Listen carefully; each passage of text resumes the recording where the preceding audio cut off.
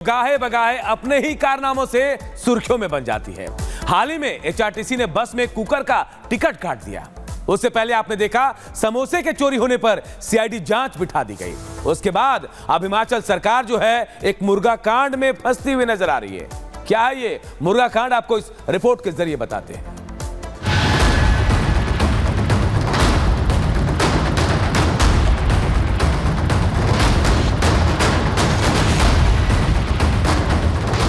किसी भी प्रदेश की सरकार अपने फैसलों, अपनी कार्यशैली या फिर राज्य के लिए किए गए बड़े निर्णयों को लेकर सुर्खियां बटोरती है, लेकिन हिमाचल की सुखविंदर सिंह सुक्खू सरकार अपने अजीबोगरीब कारनामों को लेकर सुर्खियां बटोर रही है।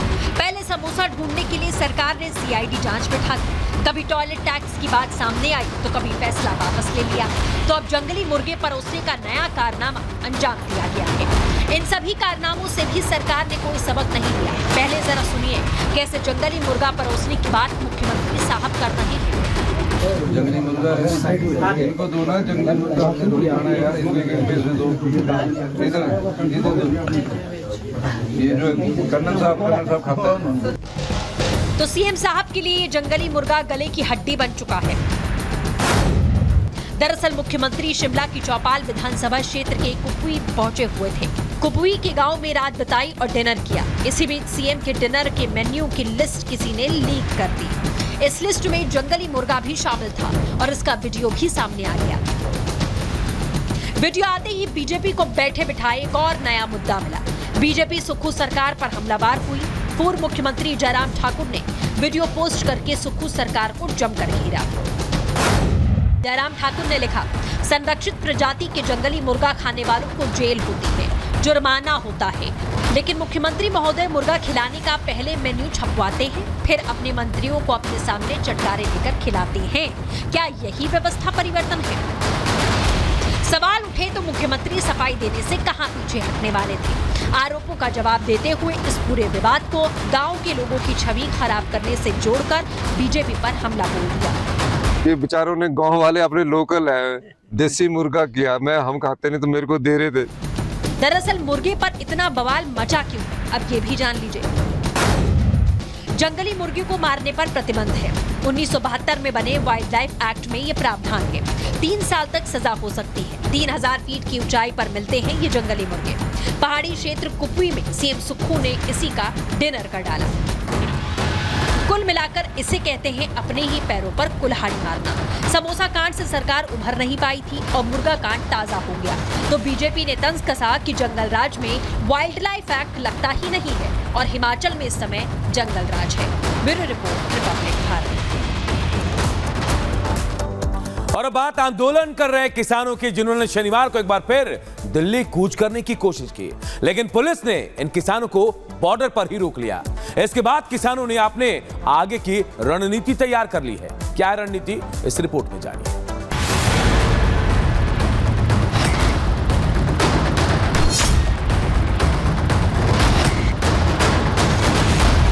किसानों ने जब आज तीसरी बार दिल्ली कूच करने की कोशिश की तो खूब हंगामा हुआ, बवाल भी। पुलिस ने किसानों को घग्गर नदी पर बने पुल पर ही बैरिकेड कर रोक दिया, तो किसान भी बैरिकेडिंग तोड़कर आगे बढ़ने लगे।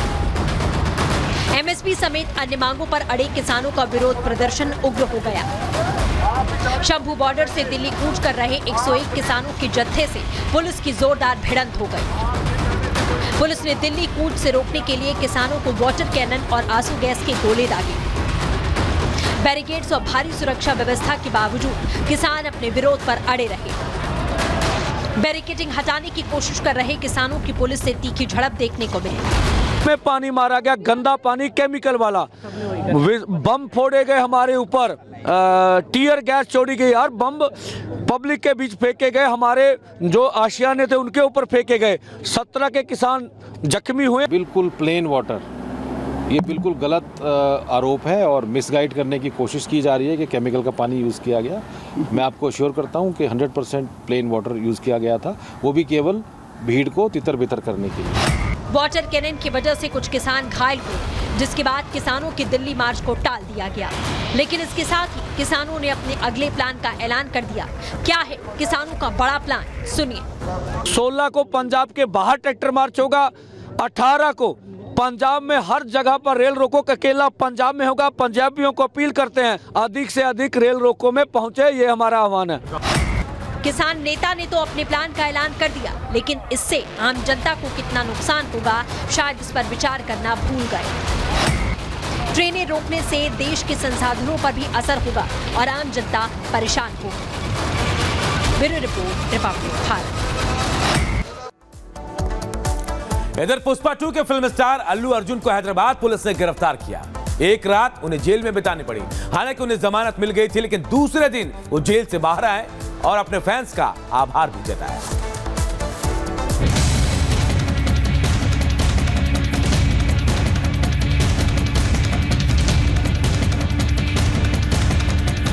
जिसका इंतजार था वही हुआ। सड़कों पर लोगों का हुजूम उमड़ पड़ा, गाड़ियों का रेल नजर आया तो फैंस ने पलके बिछाकर स्वागत किया। घर वाले आज अपने बेटे की सारी बलाएं उतार कर फेंक देना चाहते थे। हर किसी के चेहरे पर सुकून था और होठों पर मुस्कान।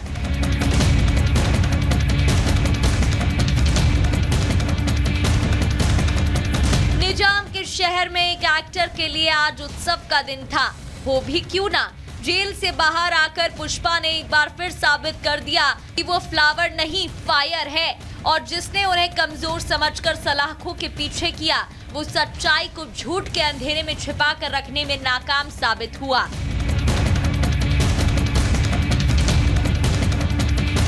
अल्लू अर्जुन के अरेस्ट के बाद हमने देखा कि किस तरह से उनको मेडिकल टेस्ट के लिए लेके गए और उसके बाद नामपल्ली कोर्ट में उनको 14 दिन का रिमांड दिया गया था, लेकिन फिर उनको इमीडिएटली उसी वक्त तो चंचलगुड़ा जेल में भी शिफ्ट किया गया था। लेकिन कुछ ही मिनटों में हमने देखा कि तेलंगाना हाई कोर्ट ने किस तरह से अल्लू अर्जुन को इंटरिम बेल दी, लेकिन फिर भी उनको एक रात जो है वो जेल में बितानी पड़ी, क्योंकि डॉक्यूमेंट्स जो थे वो सही तरीके से अपलोड नहीं किए गए थे। और अब हम देख रहे हैं कि अल्लू अर्जुन को आज सुबह 6:30 बजे के आसपास जेल से रिहा किया गया। अल्लू अर्जुन को भी खुद शायद इस बात की उम्मीद नहीं रही होगी कि फैंस की दीवानगी उन्हें सलाखों के पीछे ले जाएगी। हालांकि अल्लू अर्जुन की आज रिहाई होना तय ही था, लेकिन फैंस भी चिंता में थे। उनकी रिहाई के बाद की तस्वीर तो यही बयां कर रही है। I'm a law-abiding citizen. I respect the law, and I will cooperate with them, and I'll do the needful. And very importantly, I would like to give my condolences once again to the family. It is very, very unfortunate that we went to watch a film, and there was an accident. You know, that is totally unintentional. Thank you for all your love and support. Priti Wakkar ji, धन्यवाद. Thank you for each and everyone across all over. Thank you for your love. I'm here today like this because of your love. Thank you. आगे बढ़े इससे पहले पूरा मामला समझिए। दरअसल हैदराबाद में पुष्पा 2 के प्रीमियर के दौरान महिला की मौत के मामले में शुक्रवार को अल्लू अर्जुन को गिरफ्तार किया गया था। कोर्ट ने अल्लू अर्जुन को 14 दिन की जुडिशियल कस्टडी में भेजा। अल्लू के वकील अशोक रेड्डी हाई कोर्ट में जमानत का आदेश ले आए। जेल अधीक्षक को तुरंत रिहा करने का निर्देश दिया गया था, लेकिन ऑर्डर की कॉपी अपलोड न हो पाने के कारण रिहाई नहीं हो सकी। हालांकि इस पूरे मामले पर कांग्रेस निशाने पर रही। केंद्रीय मंत्री जी किशन रेड्डी और रेल मंत्री अश्विनी वैष्णव ने पूरी कार्रवाई को अनुचित बताया। गिरफ्तारी की निंदा करने वालों में आंध्रा के पूर्व सीएम और वाईएसआरसीपी के मुखिया जगन मोहन रेड्डी भी शामिल थे। उन्होंने भी कांग्रेस को आड़े हाथों लिया। अब पुष्पा यानी अल्लू अर्जुन बाहर हैं तो उनके फैंस भी खुश हैं, जश्न मना रही हैं। Bureau report, Republic Bharat.